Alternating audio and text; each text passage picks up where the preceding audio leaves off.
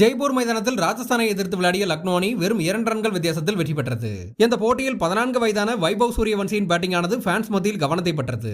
கடந்த ஆண்டு 13 வயதில் இருந்தபோது 1.10 கோடிக்கு ஏலத்தில் வாங்கப்பட்ட வைபவ் சூரியவன்சி இப்போது 14 வயது சிறுவனாக களத்தில் இறங்கிய பட்சத்தில் தான் எதிர்கொண்ட முதல் பந்திலே சிக்ஸரை பறக்கப்பட்டது அனைவருக்குமே ஆச்சரியத்தை ஏற்படுத்தியது. குறிப்பாக இந்த போட்டியில் ராஜஸ்தான் அணியின் வெற்றிக்கு கடைசி ஓவரில் 9 ரன்கள் தேவைப்பட துருவ் ஜுரல், ஹெட்மயர், சுபம் துபே என்று 3 ஹிட்டிங் பேட்டர்கள் இருந்தும் கூட ஆவேஷ் கானின் பந்தை ஹிட்டிங் ஆட முடியாமல் தோல்வியை சந்தித்தனர். ஆனால் அதே ஆவேஷ் கான் வீசிய பந்தை வெறும் 14 வயது சிறுவன் சிக்ஸர் பவுண்டரிகளாக பறக்கப்பட்டது ஆச்சரியத்தை ஏற்படுத்தியது. எனினும் கூட 3 சிக்ஸர் 2 பவுண்டரி விளாசது உட்பட தனது அறிமுக போட்டியில் 20 பந்தில் 34 ரன்கள் அடித்த வைபவ் சூரியவன்சி ஏடன் மர்கரம் வீசிய 9வது ஓவரில் ஸ்டம்பிங் மூலம் அவுட் ஆன போது பெவிலியனை நோக்கி நடந்த வைபவ் சூரியவன்சி தான் இப்படி அவுட் ஆகிவிட்டோமே என்று கண் கலங்கி விட்டு சென்ற காட்சியானது சமூக வலைதளங்களில் வைரலாகி வருகிறது.